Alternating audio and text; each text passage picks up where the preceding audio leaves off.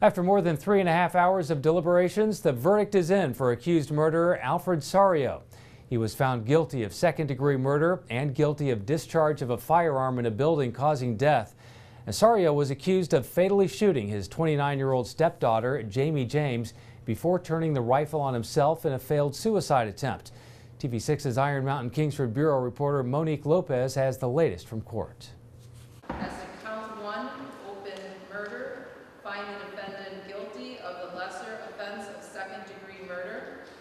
The jury of 7 women and 5 men could have found Saario guilty of first-degree murder, but convicted him on the lesser charge of second-degree murder. In order for the jury to have returned a guilty verdict to first-degree murder, defense attorney Henry McRoberts reminded jurors in his closing that the killing of James had to have been premeditated. According to Saario, on that fateful night last June, James bursted into his room, stole his cell phone, and ran down the stairs of his home. On the stand, Saario testified that only 3 minutes had passed from the time James entered his room to the moment she was shot and killed, and that he reacted to a verbal threat allegedly made by James that caused him to pull the trigger of his rifle. In her closing, prosecuting attorney Melissa Powell hushed the courtroom by demonstrating just how long 3 minutes really are and how even that short amount of time points to premeditation.